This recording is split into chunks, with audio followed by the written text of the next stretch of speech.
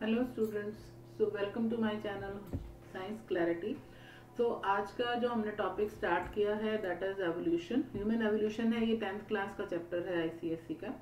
तो अब ये है कि ह्यूमन एवोल्यूशन तो ये चैप्टर का नाम है, बट इसमें जो है ज़रूरी नहीं है कि हाँ इस टॉपिक के अंदर हम लोग डिस्कस ह्यूमन एवोल्यूशन करने वाले हैं। बट ऐसा नहीं है कि हमें सबसे पहले तो हमें जो है ना एवोल्यूशन की टर्म को ही समझना बहुत ज़रूरी है कि एवोल्यूशन एक्चुअली में है क्या।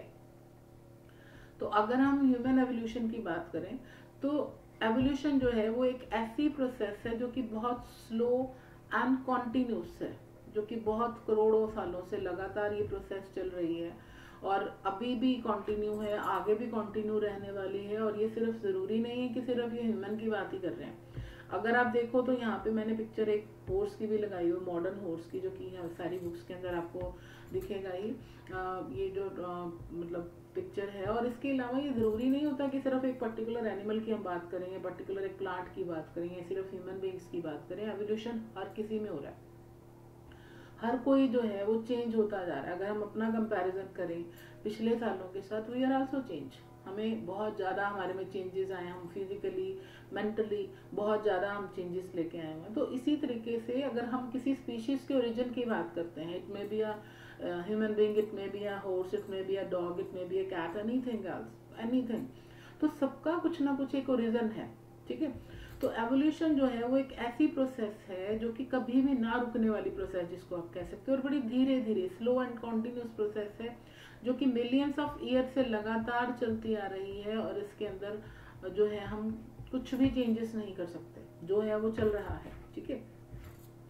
तो अब डेफिनेशन में अगर हम पढ़ें तो एवोल्यूशन में क्या है कि evolution is a continuous process where by the complex form of life emerged from the simpler through the millions of year. आप देखो ये कुछ पॉइंट्स, हाईएस्ट हाईलाइटेड पॉइंट है, कॉन्टिन्यूस है, कॉम्प्लेक्स फॉर्म है, सिंपलर फॉर्म है, मिलियंस ऑफ ईयर, है ना। तो अब कोई भी चीज़ है स्टार्टिंग में डॉट से शुरू हुआ, धीरे धीरे धीरे धीरे उसके अंदर चेंजेस आते गए। अगर हम किसी लैंग्वेज लर्निंग की बात करते हैं तो हम अल्फ़ाबेट से शुरू करते हैं, एबीसी से शुरू करते हैं, उसके बाद सेंटेंस फॉर्मेशन तक जाते हैं। उसी तरीके से कोई भी लाइफ है, कोई भी चीज़ है, वो अपनी बड़ी सिंपलर फॉर्म से शुरू हुई और धीरे धीरे इसके अंदर चेंजेस आते गए and it becomes more and more complex, more and more complex. जैसे जैसे उसको जैसे जैसा सिनेरियोस मिलता गया, ये कुछ भी है ना। तो ये तो एक हो गया एवोल्यूशन का प्रोसेस कि एवोल्यूशन एक्चुअली में है क्या। एक ऐसी प्रोसेस जो कि सिंपलर फॉर्म से कॉम्प्लेक्स की तरफ लेके जा रही है और जिस प्रोसेस को होने में काफी सारे मिलियंस ऑफ ईयर लगे, है ना। तो एवोल्यूशन की अलग अलग सी थ्योरीज हैं। अगर हम थ्योरीज की बात करने लगे तो सबसे पहले तो अगर हम अपनी माइथोलॉजी की तरफ जाते हैं, अपने हमारे जो धार्मिक ग्रंथ हैं उनकी तरफ जाते हैं, तो वहां पे भी ओरिजिन बताया गया है। हर एक जो है माइथोलॉजी की बुक उठा के देख लो तो हर किसी ने अलग तरीके से ओरिजिन के बारे में बताया है। एंड वो भी सही है सारा कुछ, वो हमारा माइथोलॉजिकल व्यू है ना। तो उसी तरीके से जो साइंस है, साइंस ने भी अपना व्यू दिया कि हाँ भी लाइफ का ओरिजिन कैसे हुआ। हर एक को अपना व्यू रखने की है ना, मतलब आप हर एक अपना व्यू रख सकता है। तो साइंस ने भी अपना व्यू रखा और साइंस ने कहा कि there is an autogenesis theory. Science ने ऑटोजेनेसिस थ्योरी का नाम दिया। ऑटोजेनेसिस थ्योरी जो है इसमें काफ़ी सारे साइंटिस्ट ने, जैसे कि डमार्किज्म है एंड डार्विन थ्योरी है, इन दोनों ने बड़ा रोल प्ले किया है इसके अंदर, ठीक है। तो रोल प्ले के अंदर जो थ्योरीज ऑफ एवोल्यूशन है, थ्योरीज ऑफ एवोल्यूशन में सबसे पहले जो theory I that is the inheritance. इससे पहले और भी काफ़ी सारे लोगों ने धीरे धीरे थोड़ा थोड़ा काम करते गए। तो जब सबसे फेमस थ्योरी थी that was the Lamarck theory and which based on the inheritance of acquired characters, ठीक है। अब देखो एक्वायर्ड कैरेक्टर्स का क्या मतलब है इसके अंदर, थ्योरी ऑफ एक्वायर्ड कैरेक्टर्स। तो थ्योरी ऑफ एक्वायर्ड कैरेक्टर जो है वो ये कहती है कि जो है कि जो हम लाइफ के दौरान, स्ट्रगल के दौरान जिस फीचर को हम बहुत ज़्यादा अक्वायर कर लेते हैं, वही फीचर आगे जो है वो इनहेरिट हो जाता है। इसका मतलब ये है। तो इनहेरिटेंस का मतलब अगर हम देखें तो इनहेरिटेंस जो है दैट इज अ ट्रांसमिशन, ठीक है। इनहेरिटेंस का मतलब हो गया ट्रांसमिशन। एंड एक्वायर्ड करेक्टर्स मतलब कि हमने लाइफ के दौरान जिन करेक्टर्स को लिया है वो करेक्टर आगे ट्रांसमिट हो जाए। इस थ्योरी का मतलब ये है, लेमार्क थ्योरी जो है वो इस चीज के ऊपर बात करती है। तो वो कहती है कि लेमार्क थ्योरी कहती है कि हाँ भी अगर हमें किसी चीज की जरूरत है तो हम उस चीज को लेने के लिए, हम उस चीज को पाने के लिए वी आर स्ट्रगलिंग, एंड जब हम स्ट्रगल कर रहे होते हैं तो हमारे अंदर चेंजेस आते हैं। तो एनवायरनमेंट की वजह से हमारे अंदर चेंजेस आ गए और वो चेंजेस जो हैं वो आगे आगे आगे इनहेरिट होते गए। ठीक है, तो इसका सबसे बेस्ट एग्जांपल जो है इन्होंने लेमार्क की थ्योरी के अंदर इन्होंने दिया था जिराफ का। अब देखो जो एंसेस्ट्रल जिराफ थे ना, they are very short necked. ठीक है, उनकी नेक बड़ी छोटी थी और उस टाइम पे क्या होता था, उस टाइम पे जो ग्रास है वहां पे उनको काफी कुछ खाने के लिए मिल जाता था, तो उनको इतनी जरूरत नहीं थी। बट धीरे धीरे क्या हुआ कि जो ग्राउंड वेजिटेशन है वो डिसअपियर होनी शुरू हो गई, और जब वो डिसअपियर होनी शुरू हो गई तो फूड तो बचा ही नहीं, ग्राउंड पे तो फ्रूट बचा ही नहीं। पहले तो वो चलो नीचे गर्दन झुका के खा लेते थे, बट अब जो फ्रूट रह गया था या जो भी उनका फूड था वो सारा कुछ पेड़ों के ऊपर था और पेड़ बड़े ऊंचे ऊंचे थे। अब जो जिराफ ने अपने उस फूड को खाने के लिए उसने अपनी नेक और फोर लेग्स को स्ट्रेच करना शुरू कर दिया। ठीक है, तो स्ट्रेच जब उन्होंने किया, अपनी फोर लेग्स को स्ट्रेच किया, अपनी गर्दन को स्ट्रेच किया, तो धीरे धीरे धीरे जिराफ के अंदर ये चेंजेस आने शुरू हो गए कि जिराफ की जो गर्दन थी वही लंबी हो गई, उसकी अगली वाली जो लेग्स हैं वही लंबी हो गई। ठीक है, अब कई बार तो कई स्टूडेंट सोचते हैं कि ऐसे थोड़ी ना होता है ना, बट ऐसे ही होता है। ये एक कॉन्टिन्यूस होता है, मिलियन ईयर लग गए इस प्रोसेस को होने में। ठीक है, कि हाँ भी इतने करोड़ों साल लग गए और धीरे धीरे ये चेंजेस आए। अब नाउ अब आज की स्टेज के अंदर आप देखते हो कि जो जिराफ है उसकी नेक बहुत लंबी है, तो उस टाइम पे उसको जरूरत आई, उसने स्ट्रगल किया और उसके स्ट्रगल ने उसको एक एडवांटेज दिया। तो अगर हम देखें तो इस थ्योरी से हमें ये भी समझ आती है, अगर हम अपनी लाइफ के साथ इसको रिलेट करें तो हमें ये भी समझ आती है कि हमें स्ट्रगल से भागना नहीं चाहिए। तो स्ट्रगल जितने भी हमारी लाइफ के अंदर आएंगे वो हमें और ज्यादा से ज्यादा पावरफुल करेंगे। ठीक है, हमें और ज्यादा से ज्यादा स्ट्रांग बनाएंगे। तो कई बार हमें ऐसे भी सीखना पड़ता है, लाइफ को भी सीखना है, हमें जो है अपनी पढ़ाई को भी सीखना है। तो theory of inheritance of acquired character में यही किया गया। तो अब इन्होंने आगे दो सब पॉइंट बता दिए कि use and disuse of organ. अब लेमार्क ने ये कहा कि हाँ भी कोई जो एनिमल है वो अपने ऑर्गन का ज्यादा यूज करेगा तो वो ज्यादा स्ट्रांग हो जाएगा as compare to the different organs जो उसने नहीं यूज किया। जैसे फॉर एग्जांपल हम स्नेक की बात करते हैं, उन्होंने स्नेक का एग्जांपल दिया था इसके अंदर। तो स्नेक का जैसे है कि स्नेक पुराने टाइम में क्या था कि जो रेप्टिलियंस थे, ठीक है, और ये जो रेप्टाइल्स थे ये अपने फॉर्म उसको यूज करते थे, फोर लिम्स वगैरह को। ठीक है, फोर लिम्स और हाइंड लिम्ब होते थे,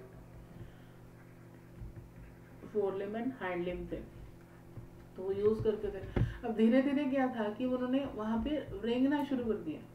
ठीक है, तो रेंगने से क्या हुआ कि ये four limb and hind limb जो है उनको जरूरत ही नहीं रही, तो जिससे क्या होगा स्नेक की बॉडी जो है वो ऐसे सिंपल लंबी वाली उसमें चलेगी। तो ये एक एवोल्यूशन का फॉर्म है कि अब ऐसा नहीं है कि हाँ भी किसी पर्टिकुलर थ्योरी एक ही चीज के ऊपर फिट हो गई। धीरे धीरे पता नहीं कितने चेंजेस, और कई बार ऐसे चेंजेस भी हैं जो मिसिंग हैं। ये तो साइंटिस्ट ने उनको डॉट बाय डॉट जोड़ने की कोशिश की है, बट अभी भी काफी सारे डॉट्स ऐसे हैं जो मिसिंग है ना। तो लेमार्क की थ्योरी जो है उसने पहले तो इस पे स्ट्रेस दिया कि जितना कोई ऑर्गन को आप ज्यादा यूज करोगे वो ज्यादा पावरफुल हो जाएगा, and the disuse of organ, जिन ऑर्गन्स का यूज करना बंद कर देंगे वो कम हो जाएंगे। तो ये एक पार्ट था, है ना। तो अब दूसरी जो एक इसके अंदर बड़ी इंपॉर्टेंट चीज जो डार्विन की थ्योरी की आई, इनहेरिटेंस ऑफ कैरेक्टर तो मैंने बता दी है ना। तो डार्विन की जो थ्योरी थी that was the theory of natural selection. अब देखो जब मैं नेचुरल सिलेक्शन की बात करती हूँ ना तो मैं तो एक ही लाइन बोलती हूँ कि भैया इस डार्विन थ्योरी के अंदर ये एक बड़ा लाइन अच्छे से चलता है कि जो फिट है वही हिट है। ठीक है, अगर हम यहाँ पे मैं लिख देती हूँ, मुझे तो ये लाइन ही बड़ी अच्छी लगती है, जो फिट है वही हिट है। ये तो मैंने ऐसे ही याद किया हुआ इसको, है ना। अब देखो मतलब फिट है वही हिट है, मतलब कि नेचर क्या करती है। अब जैसे मान लो कि नेचर कोई भी चीज है हमारी, हम सबके अंदर बॉडी के अंदर चेंजेस आ रहे हैं, और इसका अगर इस लाइन को बेस्ट समझना है तो मॉस्किटोज का एग्जांपल हम ले सकते हैं। तो मॉस्किटोज क्या होते थे पुराने टाइम के अंदर जो है, मॉस्किटोज हम लोग पुराने जो हमारे बुजुर्ग होते थे वो जरा आग जला देते थे तो मॉस्किटो भाग जाते थे, है ना। अब धीरे धीरे क्या चेंजेस आ रहे हैं, धीरे धीरे क्या हो रहा है कि हम लोग मॉस्किटोज को भगाने के लिए केमिकल्स जरूर से ज़्यादा बदलते जा रहे हैं। पहले कछुआ छाप आती थी, फिर उसके बाद धीरे धीरे जो है वो ऑल आउट आनी शुरू हुई। अब देखते हो आप मार्केट के अंदर स्ट्रॉन्गर से स्ट्रॉन्गर आ रहा है ये सारा कुछ, कि ऐसे ऐसे केमिकल्स आ गए हैं कि अगर वो रूम में ज़्यादा देर तक रहेंगे तो ह्यूमन हमारी सांस घुटनी शुरू हो जाती है, बट मॉस्किटोज को कुछ नहीं फर्क पड़ता। तो वो क्यों है? क्योंकि मॉस्किटोज जो है वो धीरे धीरे स्ट्रांग होते जा रहे हैं। अब जो भी हमने केमिकल्स यूज़ किए, जो भी हमने जो है कॉयल यूज़ की, जो भी हमने आग यूज़ की, कुछ भी हमने केमिकल्स को यूज़ किया, वो जो केमिकल्स हैं वो धीरे धीरे मॉस्किटोज की बॉडीज़ के अंदर जा रहे हैं और उनकी बॉडी के अंदर उन्होंने उसका जेनेटिक चेंज ही कर दिया उठा के। तो ये जेनेटिक चेंज जो है उसकी वजह से जो मॉस्किटोज हैं they are becoming more and more stringers day by day, ठीक है। तो ये क्या है? This is a natural selection, कि जो नेचर है उसने मॉस्किटोज को सिलेक्ट कर लिया कि हाँ भी मैं तुम्हें सिलेक्ट करती हूँ कि तुम्हें और ज़्यादा पावरफुल होकर निकलना है, ठीक है। तो ये थ्योरी जो थी वो डार्विन की थ्योरी थी। तो डार्विन ने यही कहा कि जो फिट है वही हिट है, कि जो है मतलब आसपास की अपनी कंडीशंस के साथ, अपनी हार्श कंडीशन के साथ जो है चलना सीख गया, उसने कुछ सीख लिया, तो वही कामयाब इंसान है या वही कामयाब एनिमल है। तो थ्योरी ऑफ नेचुरल सिलेक्शन जो है वो हमें यही बताती है, ठीक है।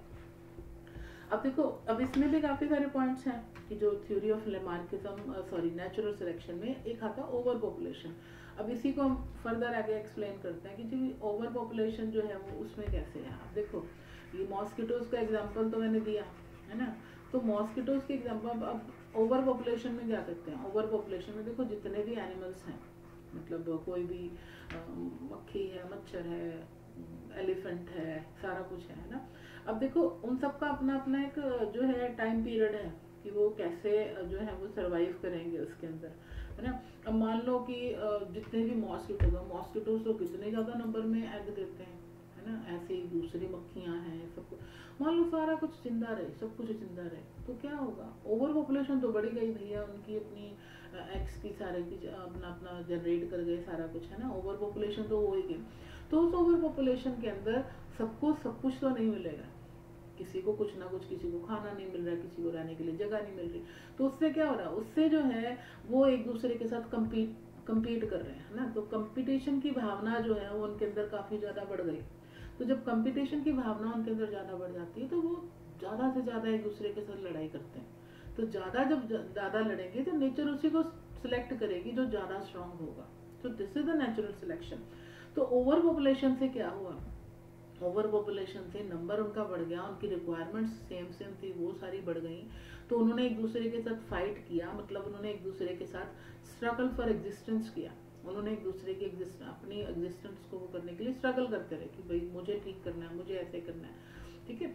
तो ये चीज़ हुई। फिर उसके बाद क्या हुआ? अब कुछ तो एनिमल स्ट्रगल कर गए, स्ट्रॉन्ग कर गए, बट कुछ ने क्या किया? कुछ ने अपने आप को अडेप्ट कर लिया और अपने अंदर चेंजेस ले आए।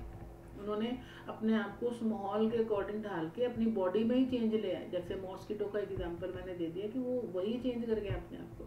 तो this is called the variation. Variation क्या होती है? Differences among the individuals.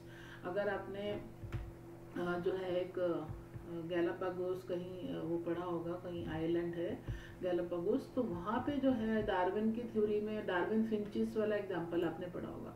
तो ये जो डार्विन फिंचेस का था वहाँ पे, तो वहाँ पे क्या था कि वहाँ पे एक ही टाइप के काफ़ी सारे बर्ड्स थे। अब बर्ड का सबका रिक्वायरमेंट सबका सेम था, फूड का, शेल्टर का, ये वो सारा कुछ, है ना। तो उन फिंचेस ने क्या किया? फिंचेस क्या है? These are the variety of sparrows. तो उन फिंचेस ने क्या किया? फिंचेस ने अपने आप को अडॉप्ट कर लिया according to the different conditions. कुछ फिंचेस जो थी वो इंसेक्टिवरस हो गई, कुछ ग्रेनिवरस हो गए, कुछ ऐसे। तो ऐसे करते करते वहाँ पे 14 और 15 टाइप की सेम टाइप के फिंचेस हैं, but they are adapting themselves according to their needs, कि उन्होंने अपनी फूड नीड को ही चेंज कर लिया। तो जिसकी वजह से क्या हुआ? वो सर्वाइव कर गई वहाँ पे। तो उन्होंने अपने आप के अंदर वेरिएशन ले आए, अपने अंदर चेंजेस ले आए, जिसकी वजह से दे आर अडेप्टिंग, है ना। And last is survival of the fittest. अब वही बात आ गई कि हाँ भी जो अपने आप को सर्वाइव कर जाएगा, जो अपने आप को फिटनेस में ले आएगा, वही इंसान कामयाब होगा, वही एनिमल कामयाब है, वही प्लांट कामयाब है। तो ये तो हो गई हमारी थ्योरीज ऑफ एवोल्यूशन, ठीक है।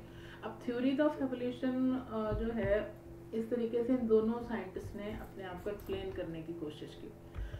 अब उसके बाद जो नेक्स्ट, अब इसका हमें एविडेंस कैसे मिला है ना। अब हम कोई जिराफ को देखने थोड़े ना चले गए थे कि जिराफ इतना लंबा कैसे था, या हम वहाँ पे we are not present at that time, सारा कुछ बुक्स के अंदर है। तो इसके कुछ साइंटिस्ट ने एविडेंसेस दिए। अब इन एविडेंसेस के अंदर सबसे इम्पोर्टेंट रोल किसका आ गया, वेस्टिजियल ऑर्गन्स का। तो वेस्टिजियल ऑर्गन्स जो हैं वो ऐसे ऑर्गन्स हैं जो कि हमारी बॉडी के अंदर एक जमाने में कहीं वो ज़रूरत के थे, बट अब उनकी ज़रूरत जो है वो ख़त्म हो चुकी है। मतलब ये generation to generation they are अब जो है वो रिड्यूस्ड फॉर्म के अंदर हैं, बट एक टाइम के अंदर दे were present in there body, और वो कुछ ना कुछ काम उनका था उस टाइम पे। बट अब इन वेस्टिजियल ऑर्गन्स का काम नहीं है हमारी बॉडी में, बट फिर भी ये प्रेजेंट है। तो यही एक एविडेंस है, यही एक प्रमाण है किसका, एवोल्यूशन का, कि एवोल्यूशन हुआ है, ठीक है। तो अब इसमें सबसे पहले हम बात करते हैं इसमें विजडम टूथ की, है ना। अब विजडम टूथ में अब हम देखते हैं कि जी अकल दाढ़ की बात हो रही है ना, विजडम टूथ। तो अकल दाढ़ हम लोग बोलते हैं कि अकल दाढ़ है, तो अकल दाढ़ का कोई कनेक्शन नहीं है अकल के साथ। सीधी सी बात है कि हम सोचें कि हाँ भाई अकल आ गई, तो अकल ऐसे नहीं आती, ठीक है। अकल हमेशा स्ट्रगल करके आती है, जो कि हमें थ्योरी ऑफ एवोल्यूशन बता रही है। तो अक्ल का, अक्ल दाढ़ का अकल के साथ कोई कनेक्शन नहीं है, सबसे पहले एविडेंस तो यही है। तो दूसरे नंबर पे एविडेंस में अब देखो कि अब हमारे मुंह के अंदर सबसे लास्ट में जो है वो विजडम टूथ प्रेजेंट है। अगर इसमें इन्फेक्शन हो जाए तो डॉक्टर के पास जाओ, डेंटिस्ट के पास जाओ, तो डेंटिस्ट कहेगा कि भैया इसकी ज़रूरत तो कोई है नहीं, इसको क्या इसकी यार सेटिंग करनी है, कुछ है तो निकाल दो। तो ये भी होता है ना। तो अब पहले टाइम में ये कहीं ना कहीं यूजफुल थे। अब मैं ये क्यों यूजफुल थे, कैसे था, तो इसकी वो है एक ना बुक है sapiens, it's a very very good book, sapiens की बुक है। उस सैपियंस की बुक के अंदर ये सारा कुछ बताया हुआ है, ये सारे मैंने खुद पढ़ा है उसके अंदर, ये बुक मुझे गिफ्ट मिली थी। तो उस बुक में बताया कि कैसे ये जो पहले ह्यूमन बींग्स क्या होते थे, ह्यूमन बींग्स का जैसे अगर आपने ह्यूमन बींग का मुंह देखा हो तो थोड़ा लंबा वाला स्टाइल होता था, ठीक है। तो यहाँ पे वेस्टिजियल ऑर्गन्स थे। तो पहले ह्यूमन बींग्स क्या करते थे, ह्यूमन बींग्स जो हैं ये मतलब खाना तो ऐसे खाते नहीं थे, है ना। तो वो ज़्यादातर जो डॉग जो एनिमल्स जो फूड छोड़ देते थे, जैसे कोई मरा हुआ जानवर छोड़ दिया उसको खाते थे वो लोग, ह्यूमन बींग्स जो थे, है ना। एंड ह्यूमन बींग्स जो थे वो क्योंकि लंबी हड्डियाँ होती थी, किसी भी एनिमल की लंबी हड्डी है, तो उसको हड्डी में से वो बोन मैरो बेसिकली वो खाते थे उसके अंदर, ठीक है। अब बोन मैरो अब उन हड्डियों के बीच में होता, तो वो पहले उसको अपने दांतों से छील के फिर उसके बाद उसमें से जो है वो बोन मैरो खाते थे। तो बोन मैरो जो है वो इन हड्डियों के अंदर था, तो वो लंबाई वजह से उनका मान लो ये मुंह है पूरा, मैंने थोड़ा सा अलग से ही बना दिया, तो मुंह है ये पूरा, उनके ये जो है दांत है यहाँ पे, तो ये लास्ट में प्रीमोलर है, ठीक है। अब क्योंकि अब बोन्स हैं, बोन्स को छीलना है तो उनको अपना ज़्यादा चाहिए, दांतों का जोर तो ज़्यादा चाहिए, इसलिए वो पूरी हड्डी को मुंह में डाल के पूरा उसको छील के फिर उसके बाद उसमें से बोन मैरो खाते थे, ठीक है। तो उससे क्या हुआ कि उस टाइम पे उनके ये जो विजडम टूथ थे वो काम के थे, कि कोई दिक्कत नहीं थी। बट अब धीरे धीरे क्या हुआ कि हमारे फेस की शेप चेंज हो गई, ठीक है। फेस की शेप अगर आप पुराने आदि मानव टाइप में देखो तो फेस की शेप हमारी अब चेंज है, हमारा थोड़ा सा फ्लैट फेस होता जा रहा है। तो जिसकी वजह से क्या हुआ, हमारे दांतों को जगह कम मिल रही है, तो दांतों को जगह कम मिल रही है उस हिसाब से, तो इसलिए ये जो वेस्टिजियल ये जो हमारा विजडम टूथ है ये पीछे किसी काम का ही नहीं रहा, इसलिए जो है ये अब इसका यूज कम हो चुका है, पहले इसका यूज ज्यादा था, ठीक है। तो ये वेस्टिजियल ऑर्गन्स की बात है कि वेस्टिजियल ऑर्गन कैसे कैसे हमारी बॉडी के अंदर है, ठीक है। फिर उसके बाद जो है अगर हम बात करें सेकेंड वाला, जो सेकेंड वेस्टिजियल ऑर्गन है that is the vermiform appendix. ये वैसे सेपियंस बुक अगर आपको कभी भी मौका मिले तो जरूर पढ़िएगा, it's a very very good book, बहुत अच्छी किताब है ये। तो अब चलिए हम बात करते हैं सेकेंड हमारा, अब हमारी बॉडी के अंदर तो नंबर ऑफ ऑर्गन्स हैं, बहुत ज़्यादा हैं। तो उसके बाद बात आती है वर्मीफॉर्म अपेंडिक्स की, ठीक है। अब जो वर्मीफॉर्म अपेंडिक्स है, अब ये देखो वर्मीफॉर्म अपेंडिक्स क्या है कि इट्स अ ब्लाइंड पाउच। अब देखो यहाँ पे क्या है, this is small intestine, this is large intestine. तो स्मॉल इंटेस्टाइन के अंदर हमारा सारा यूजफुल मटेरियल फूड होता है, और लार्ज इंटेस्टाइन के अंदर हमारा जो है सारा वेस्ट मटेरियल जो लास्ट में इधर जा रहा है ना। तो अब यहाँ से स्मॉल इंटेस्टाइन ने सारा जो खाना खुना पचा लिया, सारा कुछ कर दिया, उसने लार्ज में भेजना शुरू कर दिया। अब ये वर्मीफॉर्म अपेंडिक्स होती तो सबके अंदर है, हम सबके अंदर है, बट कई बार क्या होता है, कईयों में ये प्रॉब्लम स्टार्ट हो जाती है। कई बार फूड जो है वो आगे जाने के बजाय इस ब्लाइंड पाउच के अंदर इकट्ठा होना शुरू हो जाता है। तो जब इस ब्लाइंड पाउच के अंदर इकट्ठा होना शुरू हो जाएगा तो ये वर्मीफॉर्म अपेंडिक्स जो है वो पूरी स्वेल कर जाती है, स्वेल कर जाती है। और उस टाइम पे हमें पता चलता है कि भैया हमारे बॉडी में तो एक ऐसा ऑर्गन है जिसकी हमें जरूरत ही नहीं है। तो डॉक्टर के पास जाओगे तो डॉक्टर कहेगा कि नहीं भाई इसको आप रिमूव कर दो यहाँ से, क्योंकि इसकी जरूरत नहीं है आपको। तो वर्मीफॉर्म अपेंडिक्स जो है वो भी एक जमाने में कहीं ना कहीं यूजफुल था, क्योंकि वो जो है सेलुलोज को पचाने का काम कर रहा है। जो हर्बीवोरस मैमल्स हैं, हर्बीवोरस समझते हो ना, हर्बीवोरस जो है जो घास खाने वाले एनिमल्स हैं, उनके लिए बहुत ज़रूरी है क्योंकि उनकी बॉडी के अंदर सेलुलोज है। अब हमने तो सेलुलोज का ऐसा कोई काम करना नहीं है, तो इसलिए जो है हमारी बॉडी के अंदर ये जो ऑर्गन है वो वेस्टिजियल बन गया। मतलब ऐसा है कि जो हमारी बॉडी में प्रेजेंट है बट उसका कोई रोल नहीं है। फिर थर्ड जो पार्ट आ जाता है दैट इज पिन्ना। ये भी हमारी बॉडी के अंदर जो है एक वेस्टिजियल ऑर्गन है। तो पिन्ना जो है वो ऐसा है, पिन्ना तो आप देखते ही जैसे कि पिन्ना के ऊपर है ना, तो अब पिन्ना जो है वो कान के सारे मैसेजेस को रिसीव कर रहा है, सब कुछ है। अब कई बार आपने देखा होगा कि जो डॉग्स होते हैं, डॉग्स वर वेरी अलर्ट है ना। जब भी आप जरा सी भी कोई आवाज़ निकालते हैं तो डॉग्स फटाफट से अपने कान खड़े कर लेते हैं, ठीक है। तो वो जो कनेक्शन है वो उनका है कि हाँ भी वो जो है एक उनका उसका काम है, मतलब ये जो है अलर्टनेस, और उनके अंदर ये ऑरिकुलर मसल्स होते हैं जो कि साउंड को रिसीव करते हैं और उसको कान के अंदर भेजते हैं, ठीक है। बट हमारे केस में टाइम टू टाइम जैसे जैसे हम बढ़ते गए तो हमारा ये जो ऑरिकुलर मसल्स है वो डाउन होता गया, ठीक है, डाउन होता गया और इसका यूज कम होता गया। तो ये जो है ऑरिकुलर मसल्स का रोल है इसके अंदर,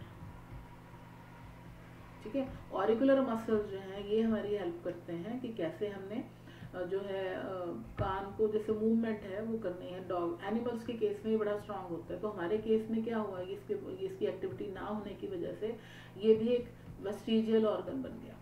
तो वेस्टिजियल ऑर्गन और भी काफ़ी सारे हैं, जैसे मेमोरी ग्लैंड इन मेल्स है, मेमोरी ग्लैंड इन मेल्स। तो अब इन मेमोरी ग्लैंड्स का कोई रोल नहीं है मेल्स के अंदर, but still it is present. तो ऐसे number of organs, there are around 90 types of organ which is present in to our body.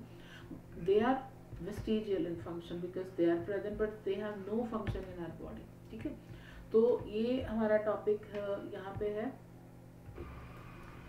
अब जो हमारा नेक्स्ट टॉपिक है दैट इज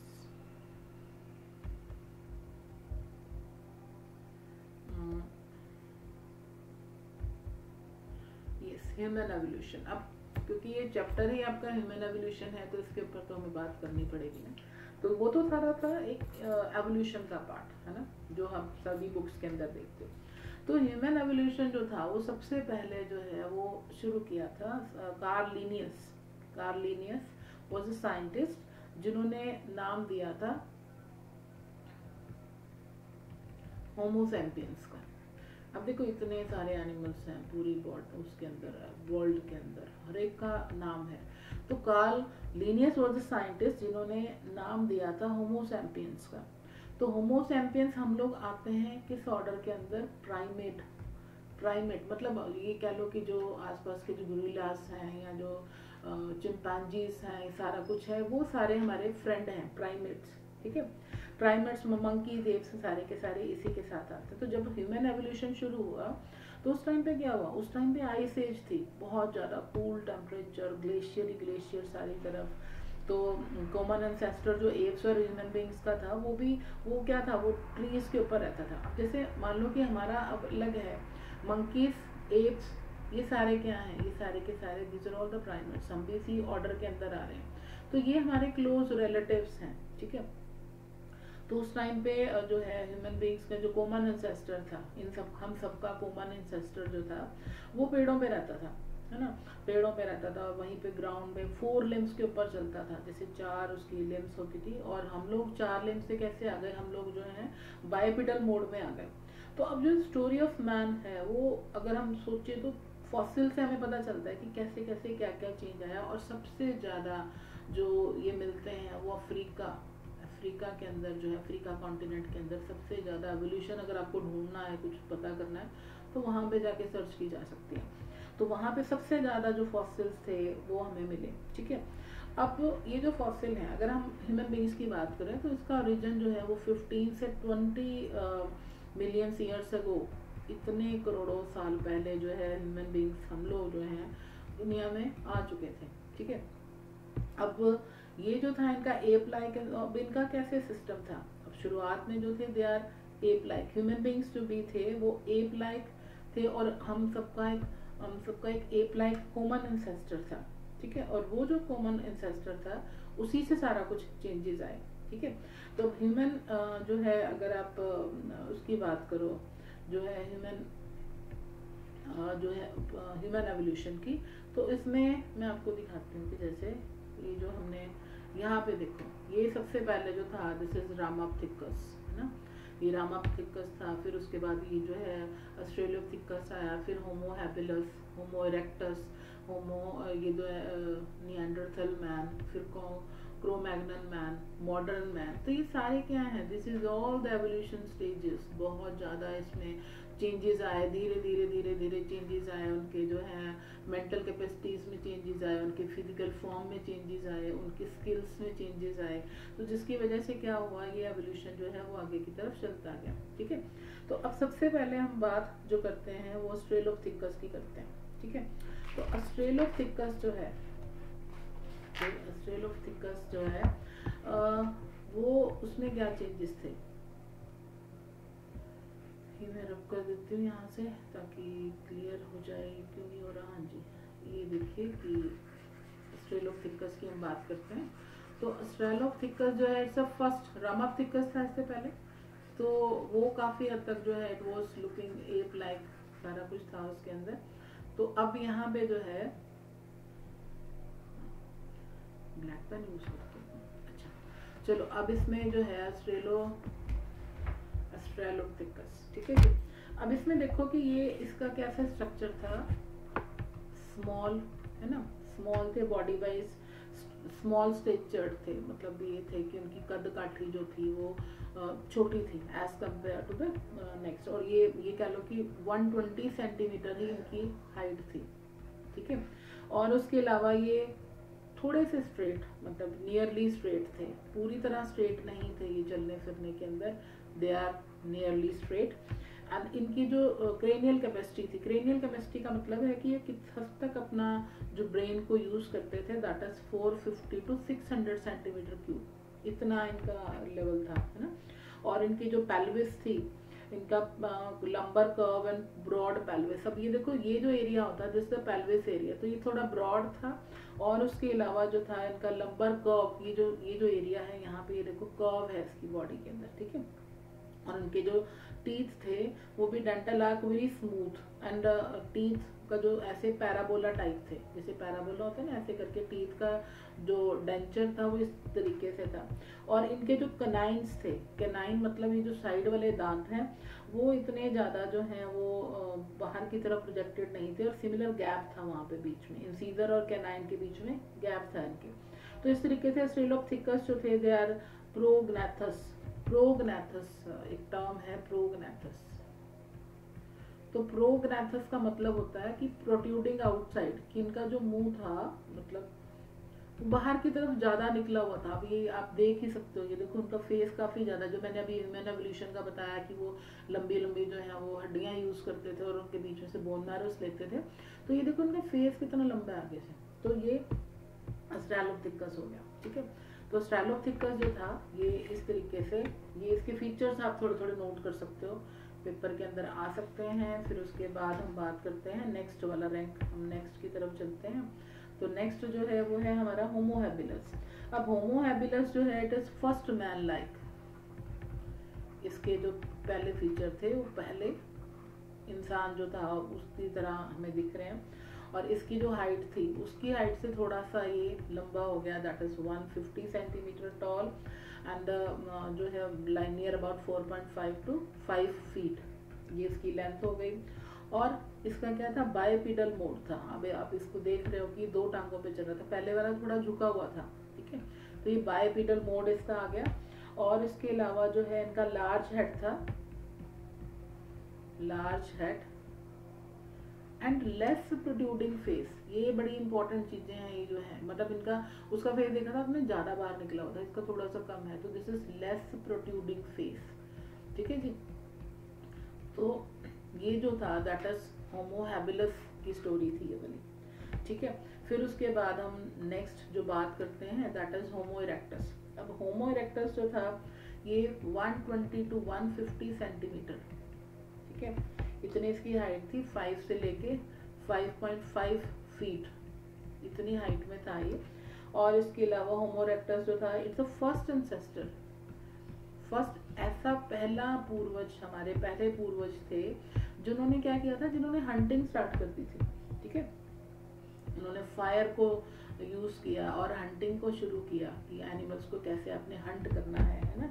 और इसके अलावा अपराइट और पेल्विस जो था वो, इनका जो पेल्विस एरिया था वो थोड़ा सा और कम हो गया है ना, और बॉडी जो थी आप देख रहे हो कि बॉडी और ज्यादा स्ट्रेट हो गई एज कम्पेयर टू द पिछले वाला जो था। तो ये इसके अंदर चेंजेस आए। और फिर उसके बाद जो होमो इरेक्टस जो था, इसको इरेक्टस इसीलिए कहा गया, ठीक है, क्योंकि इसकी बॉडी जो थी वो स्ट्रेट हो गई as compare to the other ancestors. अब इसमें जो फॉरहेड था वो रिसीडिंग एंड जॉज जो थे, अभी भी जॉज जो है उसके थोड़े से बाहर की तरफ है, ठीक है। बट ये है कि काफी हद तक इसमें चेंजेस आ गए, इसकी जो बॉडी का चेंजेस है या इसके जो टीथ हैं वो काफी हद तक हमारे साथ अब मिलते जुलते हैं। तो ये जो चेंजेस थे वो इसके अंदर आए, ठीक है जी। अब नेक्स्ट जो है अब जो नेक्स्ट इसके अंदर आ गया ये वाला, this is a thinking man, ये आया है ना। थिंकिंग मैन जो था that is successor of the homo erectus, मतलब होमो इरेक्टस से अगले वाली साइड पे। अब क्योंकि थिंकिंग की बात आ गई तो थिंकिंग तो भैया थिंकिंग तो हमारी चलती रहती है ना। तो ये अबाउट 14, अब इसका देखो थिंकिंग की वजह से इसका जो क्रेनियल कैपेसिटी था वो काफी ज्यादा बढ़ गया है ना। अब इसके अंदर क्या आया, इसके अंदर जो है बाइपेडलिज्म आ गया। बाइपेडलिज्म तो है ये, ठीक है। बाइपेडलिज्म मतलब कि दो टांगों पे चलना शुरू कर दिया इसने, ठीक है जी। फिर उसके बाद जो था इसका लार्ज हेड था, फिर उसके बाद जो है इसका फ्लैट जो है वो ब्रॉड फ्लैट फेस था, ठीक है। एंड फिर उसके बाद प्रोमिनेंट आईब्रोज। और homo sapiens is believed to be risen from the main Neanderthal population and develop the into, अब ये नेक्स्ट रैंक में चला गया। तो ये जो देखो ये हथियार इसने पकड़ लिए, इसने वेपन्स बनाने शुरू कर दिए, तो it becomes more and more stronger as compare to the previous ancestors, क्योंकि इसकी थिंकिंग कैपेसिटी बढ़ गई।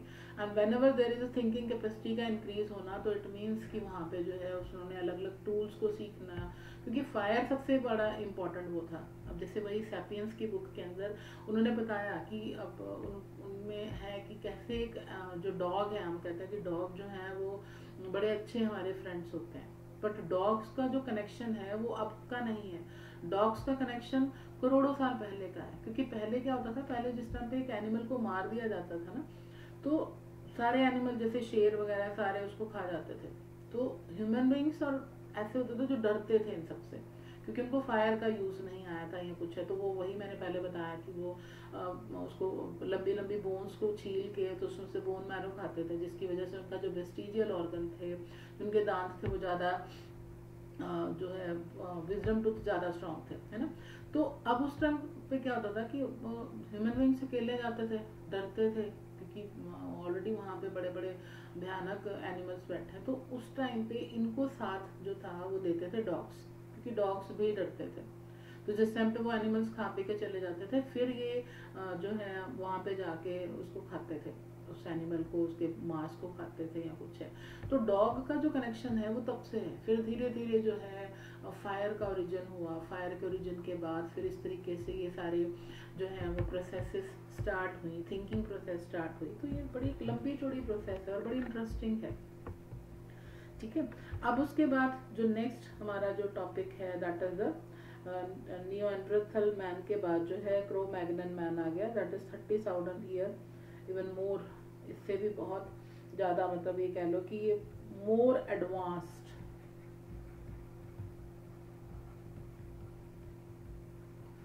ज़्यादा एडवांस था।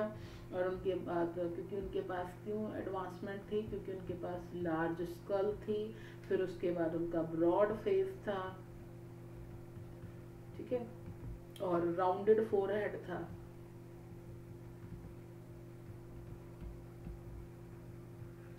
देन उसके बाद उनके स्ट्रॉन्ग जॉज थे। अब देखो टॉपिक ही इम्पोर्टेंट है, बट अगर आप अपनी तरफ से इसको कीवर्ड्स ना डाल के अपनी तरफ से आप कुछ करते जाओगे तो वो फिर ज़्यादा अच्छा नहीं लगेगा। मतलब तुक्के मारने हैं बट ऐसे नहीं, थोड़े ऐसे बिना किसी बात के कुछ ना कुछ तो उसके पॉइंट्स आपको होने चाहिए ना। एंड फिर उसके बाद ये क्योंकि उन्होंने जो है ये जो एनिमल्स थे, ये जो सॉरी ह्यूमन बींग्स थे, इन्होंने रहना शुरू कर दिया था, फायर का यूज़ कर लिया था, तो ये केव ड्वेलिंग भी इनकी शुरू हो गई, केव्स में इन्होंने रहना शुरू कर दिया, ठीक है, टूल्स को बनाना शुरू कर दिया, टूल्स मेकिंग शुरू कर दी। और इसके अलावा जो है फिर और एडवांसमेंट होता गया। और नेक्स्ट जो था that is the Homo sapiens sapiens, यहाँ से नेक्स्ट कैटेगरी स्टार्ट हो गई आपकी, है ना, होमो सैपियंस सैपियंस। मेरी राइटिंग थोड़ी गंदी हो जाती है, पर चलो। अब होमो सैपियंस सैपियंस में मॉडर्न मैन आ गया। तो मॉडर्न मैन के अंदर जो है वो आप देखते हो कि इसमें मॉडर्न मैन का ओरिजिन जो है वो 11,000 ईयर्स पहले हुआ है, इससे पहले नहीं था, ठीक है। और इसमें जो है बाइपिडल मोड, ठीक है जी। फिर उसके बाद जो है इसमें 4 रिवर्स कर्व थी। 4 रिवर्स कर्व का मतलब है जैसे आप उसका देखते हो ना, हमारी बैकबोन देखते हो ना, ऐसे ऐसे करके, ऐसे ये फॉर्म थी इसकी। तो हमारी बैकबोन में ये 4 कर्व्स आती हैं, जैसे ऊपर वाला सर्वाइकल, फिर थोरैसिक, फिर लंबर, फिर सैक्रल। तो ऐसे ये 4 कर्व्स आ गई इसकी बॉडी के अंदर। इनकी जो क्रेनियल कैपेसिटी थी वो 1400 उससे जो है 1600 इतनी तक पहुंच गई। फिर उनके बाद जो था इनकी आईब्रोज जो थी it becomes more and more stronger, है ना। और उनके जो वो थे हेयर्स कम हो गए, हेयर्स ऑन लिम्स रिड्यूस, कम हो गई, है ना। फिर उसके बाद जो था इनका इरेक्ट पोस्चर आ गया, सीधे खड़े होने शुरू हो गए, जैसे हम लोग ह्यूमन बींग्स का है ना, तो सीधे खड़े होने शुरू हो गए। तो ऐसे एवोल्यूशन जो है वो अभी तक चल रहा है। बट आजकल हम लोग क्या करते जा रहे हैं, वी आर अगेन, हमने अपना जो है एक बॉडी को यूज़ करना फिर से बंद कर दिया, है ना। हम ज़्यादा लेथार्जिक होते जा रहे हैं क्योंकि we are depending more and more on the technology. तो उसकी वजह से फिर से डाउनफॉल शुरू हो जाएगा, है ना। तो ये जो है ये चीज़ें सारी हमारी एवोल्यूशन को शो करती हैं कि एवोल्यूशन जो है वो किस तरीके से आया। और ये सारी फिर से वो स्टेजेस आ गई, ये सारा जो है ह्यूमन बींग्स का। तो इसमें आपको टॉपिक वाइज देखो, टॉपिक में आपको क्वेश्चन में क्या आ सकता है, आपको इनके जो है वो कैरेक्टरिस्टिक्स आ सकते हैं कि क्या कैरेक्टरिस्टिक्स हैं इसके, कैसे हैं। फिर उसके बाद जो है ऑस्ट्रेलोपिथेकस के कैरेक्टरिस्टिक्स क्या हैं, इनकी क्रेनियल कैपेसिटी कितनी थी, और टूल्स किस एज में शुरू हुए थे, मॉडर्न मैन की कैपेसिटी कितनी है, ह्यूमन क्रेनियल कैपेसिटी कितनी है। तो इस तरीके के क्वेश्चंस आते हैं। तो अगर आपने इसको अच्छे से समझा है, अच्छे से पढ़ा है, अच्छे से तरीके से किया, तो ये कोई बोरिंग चैप्टर नहीं है, ठीक है। तो बोरिंग चैप्टर नहीं, बड़े अच्छे से आप इसको कर सकते हो। तो और ये देखो, ये फिर आगे इसके बाद टूल्स आ गए, जो उन्होंने टूल्स बनाए थे, ये सारे के सारे, है ना, ब्लेड एंड स्पीयर, एंड ये सारे के सारे स्टोन्स के बने हुए हैं, ठीक है। कोई उस टाइम पे कोई मेटल युग नहीं था, कोई मशीन्स नहीं थी, कोई कुछ नहीं थी, all the tools are made by the hand. तो ये जो था that is now it's all about this human evolution. अगर इन केस कुछ भी आपको डाउट आता है इस टॉपिक से रिलेटेड जो कुछ है, तो आप जो है मुझे कमेंट कर सकते हैं। एंड चैनल आप साइंस क्लैरिटी जो चैनल है, मेरी राइटिंग थोड़ी सी गंदी हो जाती है तो सॉरी फॉर दैट, तो साइंस क्लैरिटी चैनल को आप सब्सक्राइब कीजिए। Thank you very much. Hope so आपको अच्छा लगा होगा चैप्टर। और जाते जाते एक बात वही कि अच्छी बुक्स को पढ़ना बहुत अच्छा होता है, तो अगर हो सके तो आप सैपियंस की बुक को जो जरूर पढ़िए, कभी मौका मिले तो आपको पता चलेगा कि हाँ भी किस तरीके से लाइफ शुरू हुई, कैसे है, क्या है। So thank you very much. God bless you all. Thank you.